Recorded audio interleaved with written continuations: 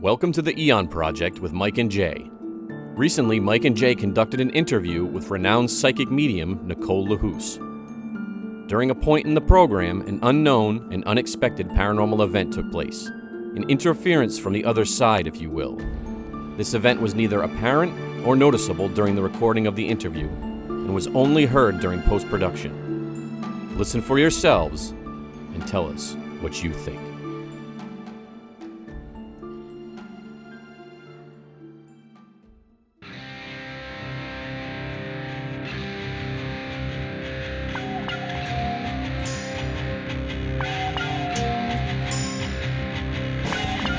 Coming to you from the Eon Project Studios, perched high atop the banks of the majestic Blackstone River. Greetings from the jewel of the Blackstone Valley. You're listening to Experts of Nothing with Mike and Jay.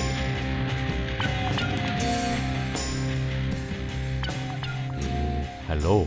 Hi. You know, a lot of people probably think that intro is pre-recorded. It's not. No, we perform it live. It's lively performed every show. Yep. You have a couple symbols on your nipples. I do. And I have castanets attached attached to my you shake around like a regions. Bulgarian belly dancer.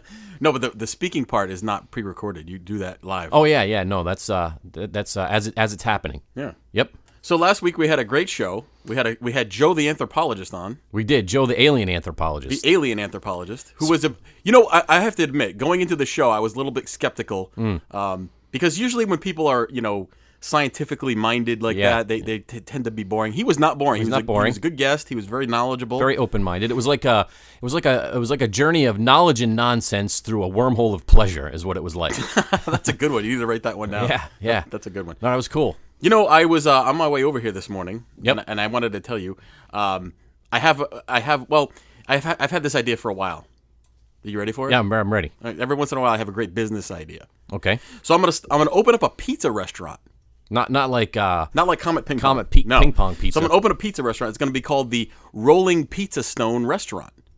What is that? What happens there? Well, the Rolling Pizza Stones Restaurant. Yep. Our motto will be, "We won't leave your pizza burning." Play on the Rolling Stones. So you have to know a little bit about rock and roll history. I see. Are you going to do the Mick Jagger dance all around? I'm going to do the finger points and the rooster. Ooh. The Mick Jagger dancing. That sounds good. I've had a lot of ideas, product and business ideas over the years, and because I'm not very ambitious, smart, or and I don't know how to follow through with them, I've had them stolen right out from under me. Oh yeah? Like what? Well, I've had a number of ideas. Well, I don't want to real one of them. It's yelling into the mic. Sorry, I'm just excited about this.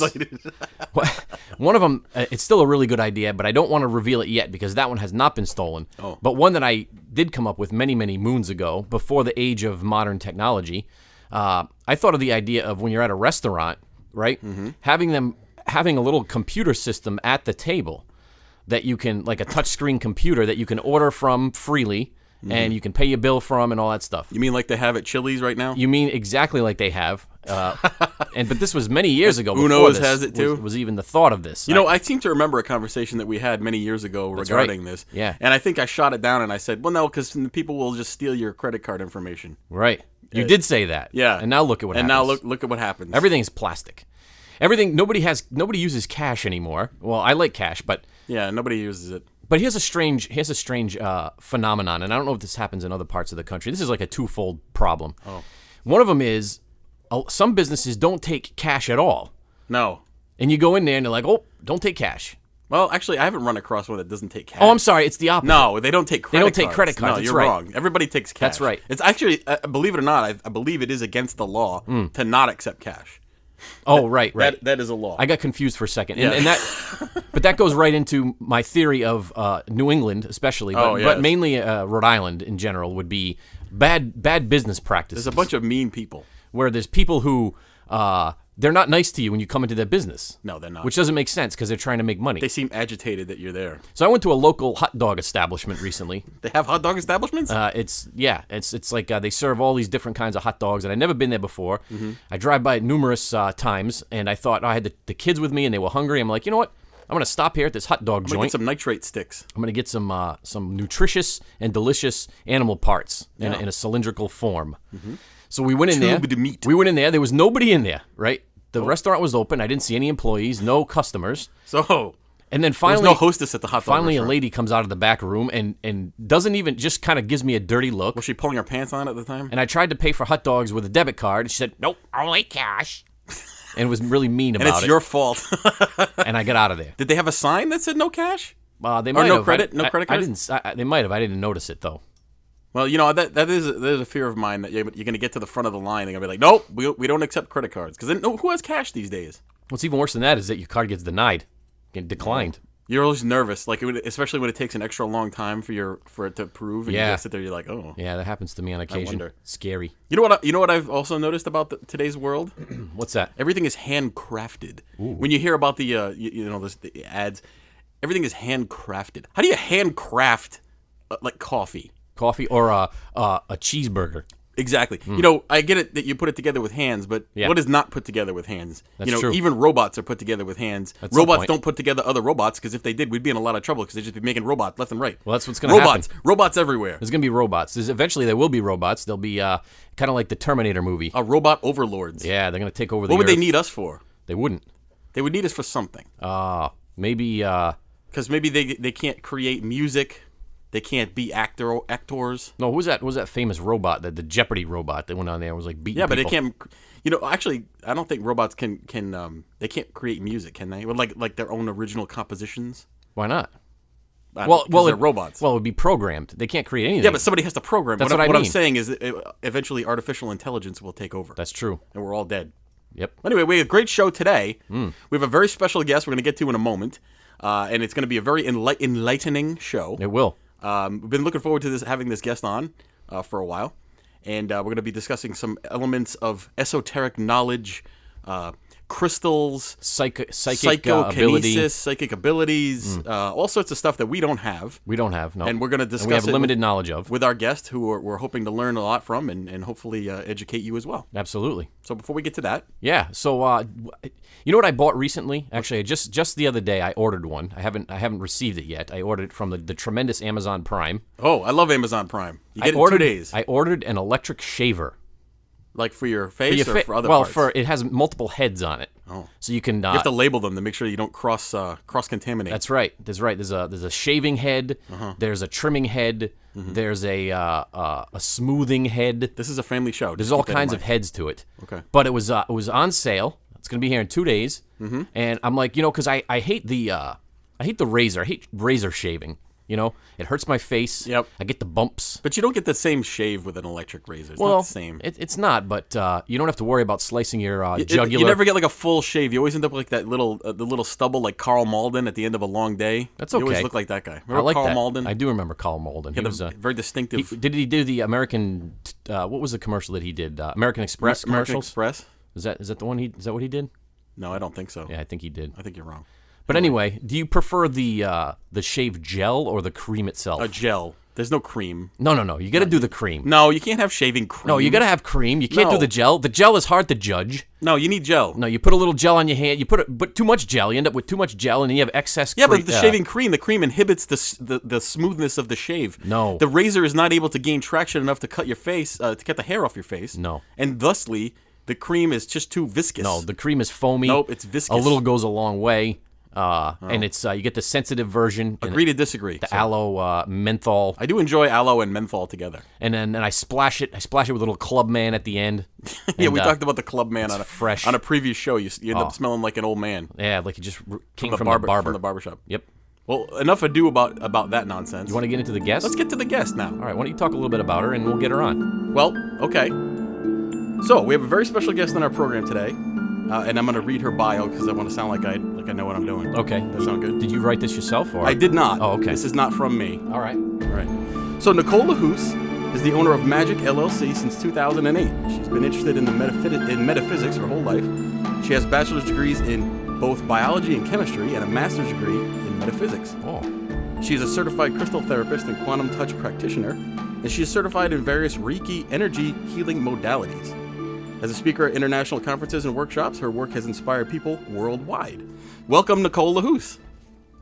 Thank you. Thanks for having me. Yes, welcome. We appreciate you coming on the Eon Project. We're always looking for new and interesting guests here on the show, and obviously looking over your website, you're definitely unique in that aspect. So we look forward to some of the knowledge that you have to share today.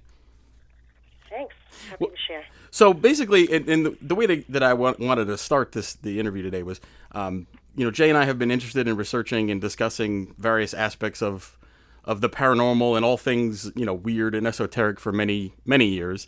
And over that time, we've spoken to a lot of different people that are involved in a lot of different aspects of it, if you wanted to classify it as a field.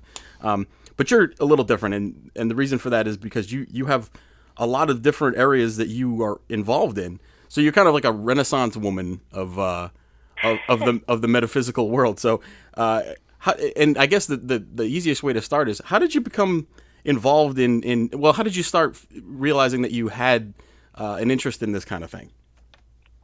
Well, I've seen and heard and felt spirits all my life, and I've seen auras all my life. Mm-hmm. So there was a point in time where, aside from the whole seeing spirits, but especially with the auras, I just thought everything was normal. And there was one day in church when, I realized that the priest, who was always the same color to me, he just never changed, that he was a different color. And I asked my mom, how come that Father so-and-so was green today instead of purple? And she looked at me, and she's, kind of squats down a little bit and said, "You see color around people?" What are you talking about, right? Okay. So to you, it was normal. It was something that you had always had the ability to do it, and you assumed that everybody else did as well. Exactly. Okay. So you speaking, and this is and I didn't touch on that earlier, but so auras, which is very interesting, and to those who are not familiar with it, and we have listeners that are familiar with a lot of things related to this type of thing, but we have some that are not. So could you briefly explain what an aura is? Sure. It's the electromagnetic field around you. It's a field of energy, and if you are sensitive to see it, it comes across as different colors, like a cloud around somebody. Okay. So are there, the different colors represent different energy fields, and do they have different meanings to them? How do you interpret that? Absolutely. And through seeing them throughout my lifetime, I was able to kind of figure out what certain things meant. So I also see thought forms. So, if somebody's thinking about something, I'll see this little, thought bubble around them in certain areas. That could be dangerous to some people. Yeah, definitely. It was always helpful in interviewing people. I bet it is. That's something that I would love to have that. So this is something that you didn't work on this. It just happened to you. Or is this something that you had to develop over time? It pretty much just developed itself, because, when you see something consistently with certain situations and things like that, and then also kind of feel at that empathic level, you just ask a couple of questions and you got the confirmation. So from doing that throughout my life, it was, it became easier to, when I see somebody, you can tell that something, certain things are going on, or something's wrong, or something's great. So you can tell, like when you're with friends of yours and family members, you can tell when something's bothering them more than just having the ability to tell when somebody's mood is different. There's something physical that you can tune into. Yeah, sometimes there is. And my kids, they can't stand it because they can't lie to me. I was going to say, you could probably have a very lucrative career as a human lie detector. Yeah, it's pretty funny. So now, do you feel like let's say you are talking with a relative or a friend or somebody passing in the street, and then you see something, or you see an aura or something that you feel like is a negative energy to this person? Do you go out of your way to tell them, or do you keep this stuff to yourself? How does that work? It depends on the situation, because, sometimes I see certain things that, you don't really want to go out of your way to tell somebody. Mm-hmm. Sure. For example, when we're out somewhere, all growing up, with my kids, while my kids have been growing up, some of them can see auras. So if I see something, I'll look at them to see if they see it. And if they, haven't recognized it or don't know, I'll kind of point out, something without really saying exactly what. Mm-hmm. And, show them that this is the kind of person that you don't want to be around. Okay, so that's that's be very helpful to be able to steer your way clear of negative people, and not just negative people that might do you harm physically, but also people who you just don't want them in your life. right. Because there's even like around sexual predators and things like that. There's a certain energy. Sure. Yeah. I just and this is probably an off the wall question, but having this ability, have you ever considered, or have you ever worked with law enforcement or any type of investigations? As far as having that ability would be something that a criminal investigator would love to have.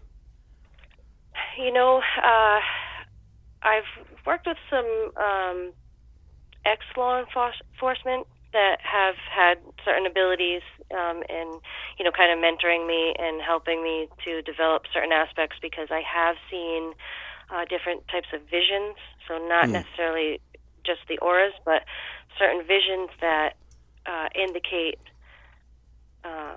like criminal activity. And I couldn't focus in on exactly, what it meant, who it was, is it now or is it in the future? So I have been working with somebody in developing that aspect of things.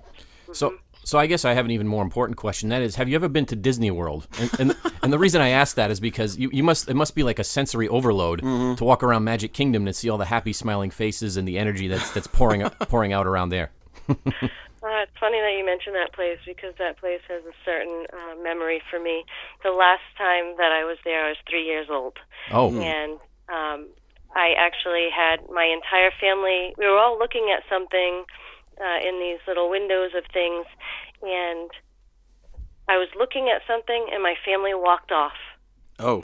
And what happened at that point, when I turned around and I couldn't find them anywhere, and we were near, I don't know, I think it was near some kind of food court, but what I did was I stayed in the area and I made it look like I was with certain people, because I knew that eventually they'd come back. And so I remember just, walking back and forth with just next to other families, and then there was an older man sitting on a bench, just, having a rest, and I sat down next to him at the bench, and then my family had come around the corner, and there they were. I didn't mean to dredge up terrible memories for you at Disney World. Jay. I'm sorry, Awesome. I didn't realize that. Good job. No, it's okay. It was, it was good, because at 3 years old, I knew to stay in the same area. I knew certain things. I use that as an example for my kids too. Right. So. Wow. So you had mentioned earlier, and you mentioned it in passing, and a lot of it's probably a unique situation for you and people who have the similar abilities as you, and you just mentioned stuff because it's something that's part of your everyday life. But to those who don't have those abilities, it's an extraordinary thing. And you mentioned that you can see spirits, and you have been able to do that your whole life.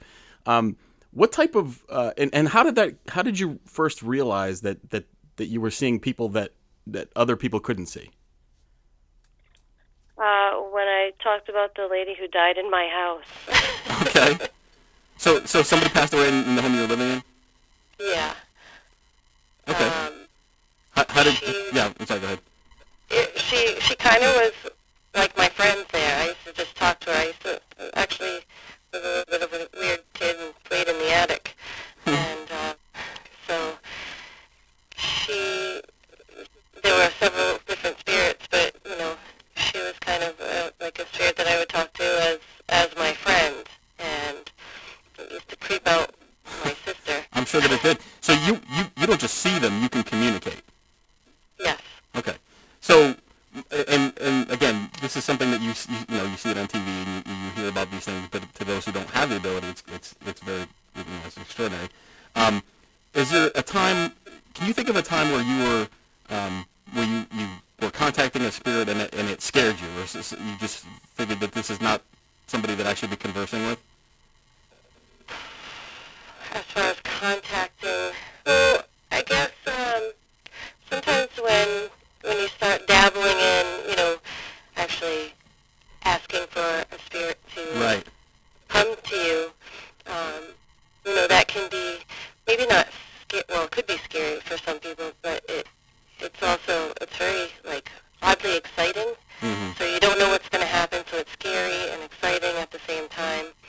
So yeah, I mean, just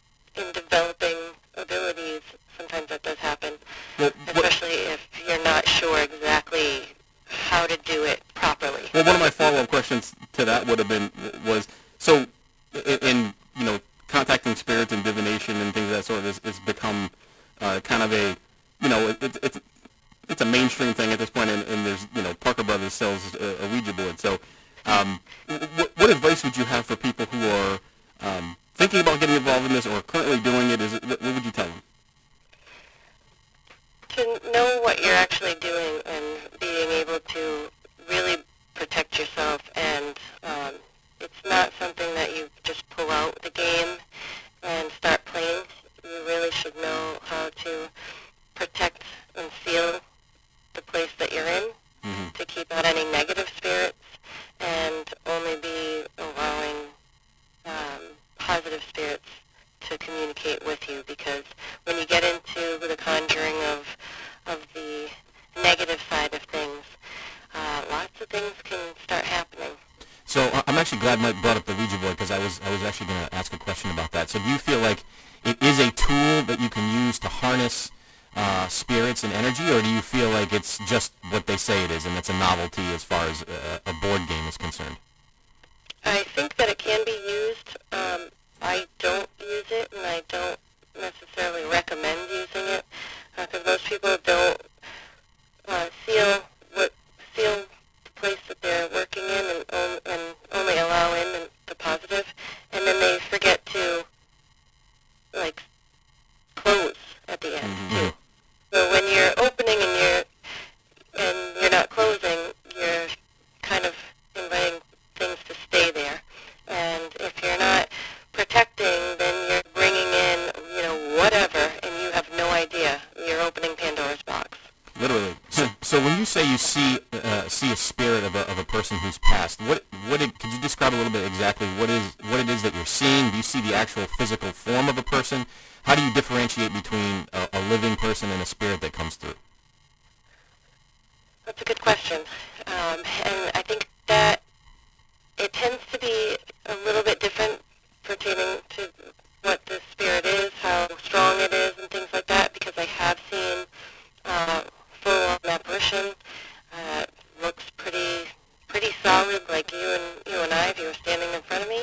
And I've also seen just felt the spirit there and seen the vision in my head, and been able to just kind of communicate telepathically.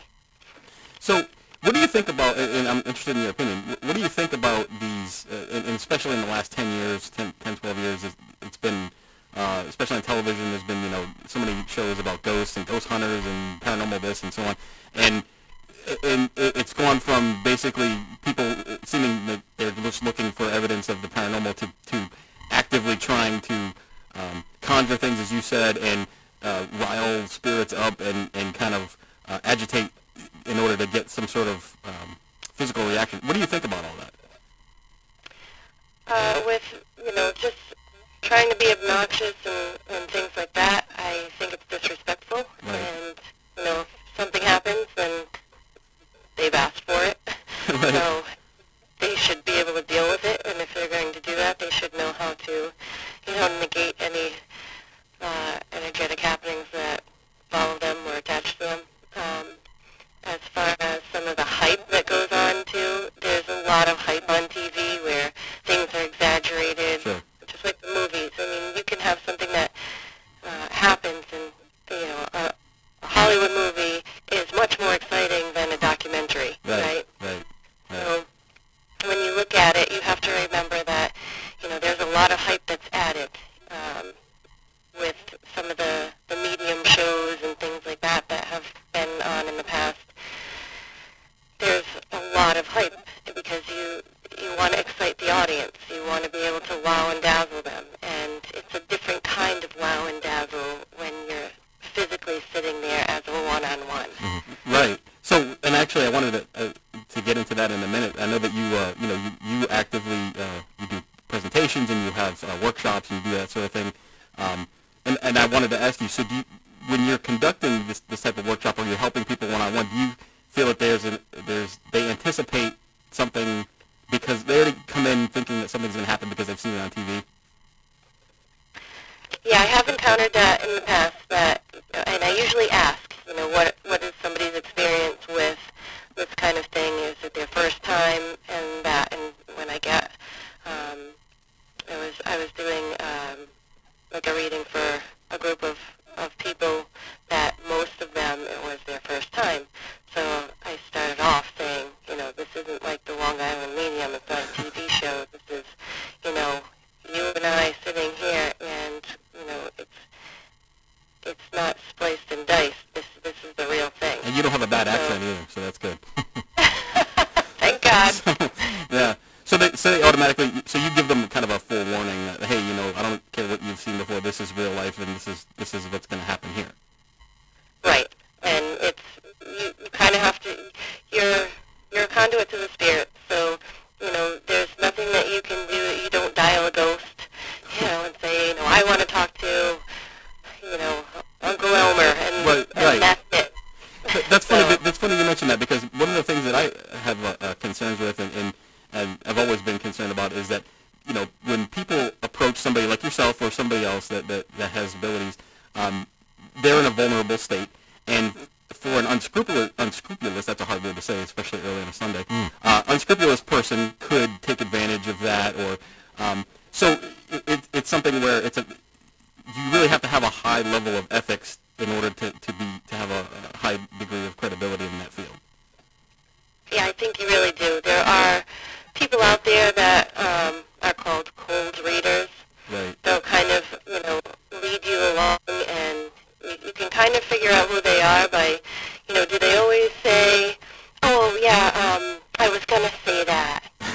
And never actually say anything. Right. I was going to say that. Sometimes that does happen. Something pops in, and you're about to say it, and somebody says it, and you're like, oh, my God, I was going to say that, right. But you just did, so let's keep moving on. And then,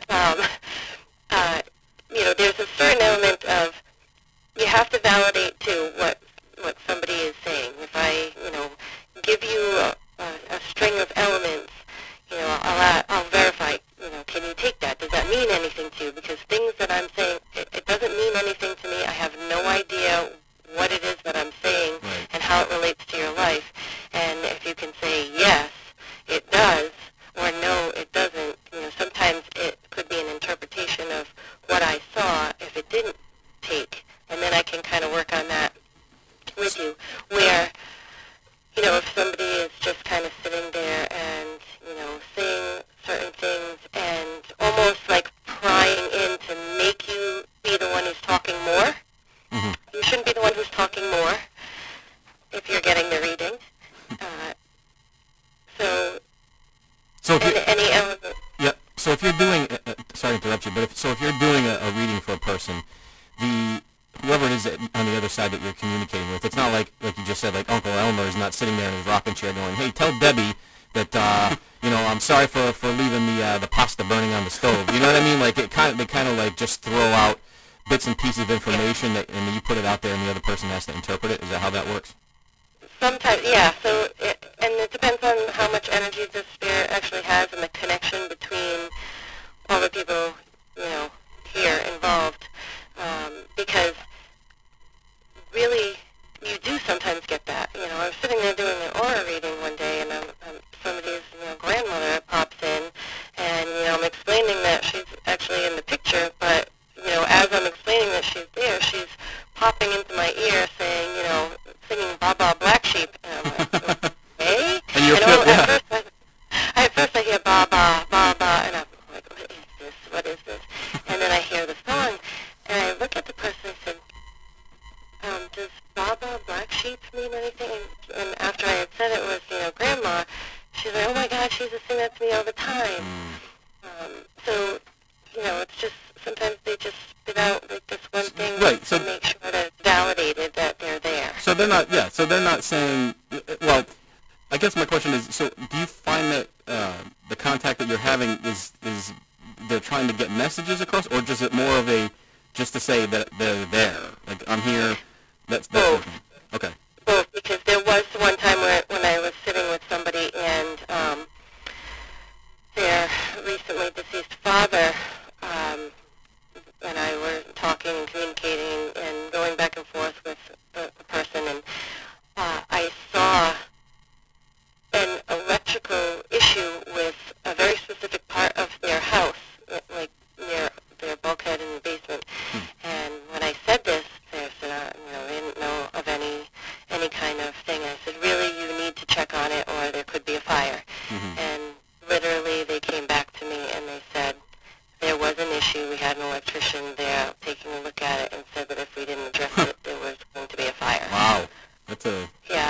hard to get any more real than that. So Right? let me ask you this. Now, how does this, how do these things coexist, or are they in conflict with a person of religious belief? You know, a person that's religious, say Roman Catholic, as I grew up to be. You know, you believe that people die and they go to heaven, quote unquote heaven, or whatever you believe that to be. Now, is this in conflict, or can it live in conjunction and coexist with a person of religious beliefs? I think it can, but it also depends on the person, what their perspective is. Because if they're, if their perspective of, the biblical word is one thing versus another, I think that sometimes people get certain perspectives in their mind, and that's how they go about. Religion, remember, is a bunch of set of rules. Spirituality is the existence of the spiritual energy, God, and, us in the universe. So when you kind of start putting man-made rules into the mix, that's where you start getting the perspective that's been passed down generation after generation. And if you remember, back in the day, the religious hierarchy would say that, the world was flat. Mm-hmm. Or that the world, actually, the sun, the earth was the center of the universe. Some people still think and that. The sun, actually, right? And that was a huge deal. And when, I think it was Copernicus that actually found that out, but he didn't say anything until his deathbed. Right. And the reason being is that he would have been excommunicated and, all this stuff. But if there was nobody to be held accountable for that finding, then the church had to be accountable for what they said was truth, which actually was not. Right. So a follow-up to that would be: so you're a public person. You have a public persona, and you make no secret of the fact that you involve yourself in this type of activity and you help people. Do you ever get any type of negative feedback from religious people or anybody saying that what you're doing is wrong? Oh yes. My family is very religious, and they don't really agree with what I do. Mm-hmm. That's got to be tough. But That's got to be they tough. love me. Yeah, it's got to be tough to grow up in a religious household and have not only this type of interest, but have this type of ability. I mean, and Jay and I have discussed in the show previously. When we grew up in very Catholic families, and from a young age had a lot of interest in ghosts and the paranormal and things like that sort. And it was very much frowned upon. But we didn't, have the abilities that you do and take it to the extreme where you're able to actually do all these things. It's got to be very tough to grow up in an environment like that. It was tough to kind of keeping things to myself, because there was a time where I was like, all right, am I just nuts or what? And then trying to be able to talk to somebody, you don't want to tell people that you're hearing voices, right? Mm-hmm. And seeing spirits, because you don't know how somebody's going to take that.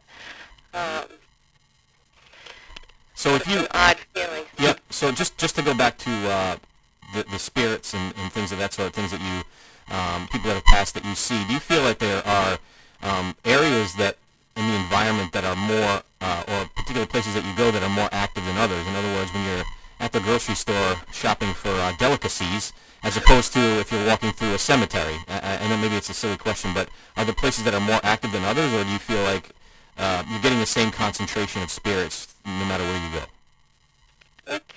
It's probably like waves where, you have some places that have definite more activity in a positive sense and in a negative sense, so it's more like the energetic factors. Mm-hmm. And, some people talk about ley lines and things like that, where there can be a little bit more of an energy concentration, and that could be utilized by spirits or, entities and things like that, too. So I guess just to describe Mike and myself here, so we tend to think that we're, I like to use the term skeptical believer, and what I mean is I think there are things outside of our mainstream knowledge that we don't fully understand that I subscribe to, but at the same time, certain extraordinary claims, need extraordinary proof. And I think one of the things that I found very interesting when reading your website, maybe you can describe it a little bit more, but I have a little bit of a hard time wrapping my brain around it. If you could, maybe you can help me see the light, so to speak, if you will, is the I guess it's the transfiguration description, where you can basically, a person's face can morph into somebody else during a reading or something like that. Could you describe that a little bit and kind of explain how that works, and maybe give our audience a little bit of insight on that? Yeah, that's. I knew you were going to go that when you were talking about that. With the transfiguration, basically, it's in a dark room, so that you can really concentrate on just the face, and it's a physical form of mediumship in a sense where people can start to see things, and you want to have multiple people in the room, so it's more of, it has an audience there, and what happens is the medium, that would be me, would sit there and allow the spirit to manipulate the energy around me, not through me, but around me, and it will start to look like different things, different aspects of that particular spirit. So, maybe Uncle Elmer used to have a giant mustache and smoke a pipe, and you might actually start to see that. Or it looks like somebody's getting, the medium is getting taller, shorter, fatter, skinnier, or, eyes are open. I keep my eyes closed the entire time. I, ask that the audience, whenever somebody sees a change, that person is supposed to say what they see, and then everybody else in the room has to say if they see the same thing. Wow. And it becomes really cool because it's interactive, and the people that are sitting there is like, okay, I see your eyes are opening, and then now they're closed. I see that too, and oh my God, when they say, say the mustache and the pipe, it looks like she's got a mustache and a pipe now, and oh my God, that looks just like my Uncle Elmer. So you see, it's a very interactive. That's got to be frightening to people. I have to imagine, especially especially if somebody goes into it, and I know that just from my experience in this type of field is that to the people who are dead set against believing any of it, they very rarely get to see anything. You kind of have to be open to the possibility first. But I mean, even to people who go into it thinking that they may see something or they're not sure, that's got to be a frightening experience. It could be. There was somebody that said, oh, that was pretty neat. It kind of creeped me out when you opened your eyes, though. And that when I said, well, I never opened my eyes.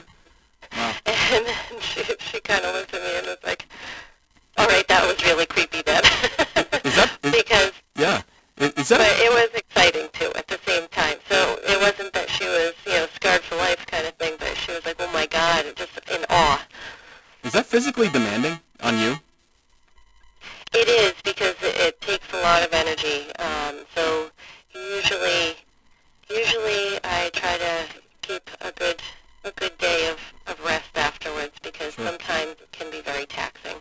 So you talk also a little bit about something called ectoplasm, which in my research for the show, for this interview, actually, I tried to do a little bit of research on that, and the only thing I could find was, in terms of any photographic or video evidence, or some just really old-timey black and white pictures in the picture of Dr. Venkman in Ghostbusters when he got slimed. So maybe you could explain a little bit about what that is and how that emanates during this transfiguration session. Yeah, so in physical forms of mediumship like transfiguration or even table tipping, in table tipping or in transfiguration, the energy that's being utilized it comes in the form of that ectoplasm. So it's almost, you can feel it. You can feel, it's almost like a spider webby or like slightly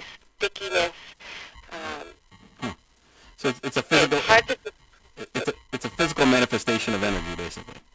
Yeah, it's something in between, kind of like, liquid smoke. Oh, okay. So it almost, it's like something in between two elemental states. like when you walk into a spider web and then you freak out thinking that there's a spider on you and there's actually not a spider, you just look like an idiot dancing around and trying to get away from it. That's that's never happened to me. I don't know what you're talking about. Yeah. It feels pretty webby, yes. Wow. Well, we're actually headed towards the end of the time that we have, I know. But I wanted to ask you, just if somebody wanted to get involved in this and figured out that they had some of the abilities you described, what advice would you have to somebody who wants to develop their abilities? I would tell them to, really sit down and figure out what aspect they want to develop. Sometimes that's hard to answer because, you want to try different things to figure that out sometimes. But if you're going to take any classes and things like that, just really look at, what classes that you're interested in, who you're going to be taking them from, what do they have as testimonials or, just like you're going to hire a plumber. You want to make sure that they have good reviews. I mean, not to make light of it, but that's basically what it is. Is there a psychic medium Angie's List that somebody could go to and find somebody? Right. But even if they can just call that person, have a conversation, and see if there's synergy with working with somebody too. I mean, that's right. Especially if you're going to do one-on-one sessions, you should know. You should have a consultation session first. That should be free. That you can see if there's synergy between the two people. Okay. So I know that in the discussion that we had leading up to the program that you have several events coming up, and I wanted to give you an opportunity. We have a worldwide listenership. We have people listening in Russia, Japan, Korea, Chile. I think we had one in Liechtenstein. Actually, I made that last one up, but we do have listeners all over the place, including the New England area. And like I said, I know you have a lot of events coming up. I want to give you the opportunity to. What do you got coming up? I have coming up, I've rolled out my personal empowerment program, which is the 5 Pillars of Success. So I have several of those classes coming up that can be seen on my website. I do have a spoon bending video that is in the final stages of being created, so that will be available for purchase on my website. Okay. I do have a really cool an event coming out in October on Friday the 13th at a Masonic Hall. Ooh. And that will be about the paranormal, and a few other cool things will be happening that night. Well, that's an auspicious evening. That's a very the date is a very unique, and I think on a previous show we talked about it. That's the unique tie with the Freemasons. Absolutely. Yeah. Yes, and I will kind of open up with some elements of why that is such an auspicious evening. Awesome. Okay. Yeah. So, So Nicole, why don't you go ahead and give out your website if we haven't done that already, and any other information in terms of letting people be able to get a hold of you. Sure. My website is www.magicllc.com, and magic is spelled M-A-J-I-K, so it's MAJIK-LLC.com. And there is a button to connect with me and send me an email if they want, and any questions, I'll answer any questions that you guys have. that's awesome. And you have do you have a calendar of events on there, or ways that they can find out more about where you're appearing, and that information is on your site? Yes, there is an events tab that you can see all of the remainder of this year's events. Awesome. Well, hey, Nicole, we want to say thank you very much for taking the time. I know that, and for the, this is not live, but this is a Sunday morning, and we pulled you out of bed to enlighten us with your experiences. We really want to thank you for coming on the show. Thank you for having me, you guys. All right, thanks, Nicole. Maybe we'll bring you back again sometime. Appreciate it. All right, sounds good. You take care. Thank you. All right, bye-bye. All right, so that was. Oh, we got a little feedback there. There was a little bit of feedback. That was psychic energy coming through the phone. You know what's funny? And Nicole was a great guest, and I really appreciate her coming on the program. What I said at the outset of the program is true. Most of the time when you talk to somebody who's involved in paranormal, metaphysics, whatever, they focus on one area, maybe two. She's got 18 things going on. Yeah. She's got, and some of it she just mentioned in passing. Like I said before, it's these are extraordinary things. Well, she's found her niche in life, that's for sure. Absolutely. And her calling. And, and like I said, it's some of these claims, they are sometimes hard to believe and hard to wrap your brain around. I guess maybe Mike and I could even maybe get together with her in person at some point and do a little actual research on this and see what we could come up with. Yeah, and just to give you a background, Nicole, I've met her in person. She's actually a friend of a friend. A very nice person, very genuine seeming, and I have no reason to believe that anything she said wasn't 100% accurate. But like you said, some of this stuff requires proof to you. Yeah. I know that just listening to her talk about the transfiguration, I would like to see that. I think that would be something incredibly there was cool. I did find interesting, and there was a little bit of proof that she kept bringing my Uncle Elmer back. You know what? Is there an Uncle Elmer? Because I do have an Uncle Elmer, and he's unbelievable, and I miss him greatly, and I'm hoping that I could follow up with her on that. Well, I don't know about that one. Oh. Anyway, well, we thank Nicole for coming on. Great interview. It's magic, MAJIKLLC.com. Yep. If you want to find out more about her. And what else we got going on today? Well, I think we're trying to keep the guests lined up. Yeah, we got another guest coming up. I'm not sure if it's going to be next week, but it's in the next coming weeks. Yep. He's very noteworthy here in the New England area. He's written several books about hauntings and things of that sort in the New England area. True. He's going to be a great guest. Here's a musical prodigy as well. Yeah, he's got a lot of things. He's another Renaissance man. Yep. And like I said, we got some guests lined up. We got some other shows coming. We're getting close to fall. Oh yeah, the spooky time of year. Spooky time of year, and actually we're going to have shows. We're going to be discussing fear. Yep. We're going to be discussing horror and things of that sort coming up in the future. You know what we didn't do today? What's that? We did not give out our website or our email address. Well, you want to mention the great feedback that we got? Yes, that's right. I do. I was contacted via a Facebook message recently. We have a new loyal listener, and his name is Sebastian. And young Sebastian lives in Tennessee. Nice. And he gave us some props not too long ago on Facebook. So we're actually sending Sebastian out some swag, some TheEoNProject swag here shortly, or maybe actually it's already in the mail. Who knows? But no, it's not. It's not? No. Oh, you didn't do it. You dropped the ball on that. Not yet. All right, I'll make sure it gets out. We do have some TheEoNProject swag though. We do. We have some fridge magnets. We got fridge magnets. We're working on some other things. T-shirts are coming. So if you want a free fridge magnet, contact us at TheEoNProject@yahoo.com, and we will get you one. And tell us who you are, and we'll send you out a free fridge magnet. Well, you got to say something about us first. You can't just say that. Hey, here's my address. Send me a free fridge magnet. Yeah, you're gonna say, hey, I'm a listener of the show. Yep. Mike is way more handsome than Jay.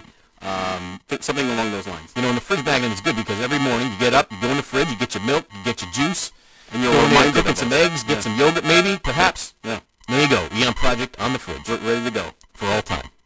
All right. That was an interesting program. That was fun. Anything else to say before we go?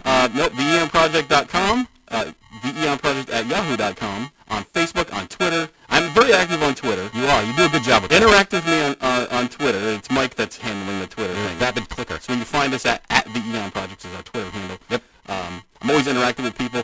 Nick Pope, the famous, he's on Ancient Aliens all the time. Yeah. He's interacted with me a couple of times on Facebook. Excuse me, he's the British UFO guy, right? Really nice dude, too. Yeah, cool guy. So check us out. Yep. And other than that, we will talk to you soon. Just remember, the truth exists.